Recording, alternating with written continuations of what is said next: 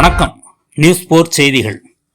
பூவிருந்தவல்லி திருக்கச்சி நம்பிகள் மற்றும் வரதராஜ பெருமாள் திருக்கோவில் புதிய தேர் வெள்ளோட்டம்.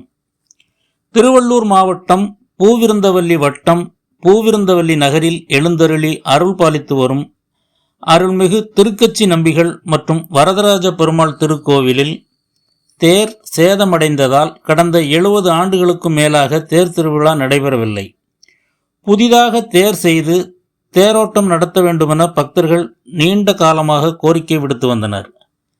அதனைத் தொடர்ந்து அறநிலைத்துறை சார்பில் ரூபாய் 69 லட்சம் மதிப்பில் 31 அடி உயரம் 7 நிலைகளை கொண்ட புதிய தேர் உருவாக்கப்பட்டு புதிய தேர் வெள்ளோட்டம் 25/1/2026 ஞாயிற்றுக்கிழமை அன்று காலை நடைபெற்றது.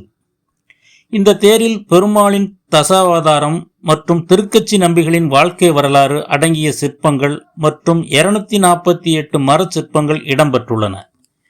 புதிய தேர் வெள்ளோட்டத்தினை தமிழ்நாடு அரசின் சிறுபான்மையினர் நலன் மற்றும் வெளிநாடு வாழ் தமிழர் நலத்துறை அமைச்சர் ஆவடி சாமு நாசர் மற்றும் பூவிருந்தவல்லி தொகுதி சட்டமன்ற உறுப்பினர் கிருஷ்ணசாமி ஆகியோர் வடம் பிடித்து இழுத்து தொடங்கி வைத்தனர்.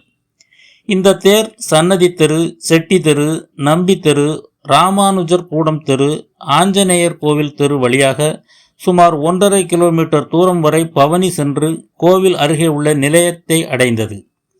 புதிய தேர் வெள்ளோட்ட நிகழ்விற்கான அனைத்து ஏற்பாடுகளையும் ஆலய செயல் அலுவலர் லதா, அறங்காவலர் குழு தலைவர் பாபு, அறங்காவலர் குழு உறுப்பினர்கள் டாக்டர் என் வெங்கடேசன், பி கோபிநாத் மற்றும் திருக்கோவில் பணியாளர்கள் சிறப்பாக செய்திருந்தனர்.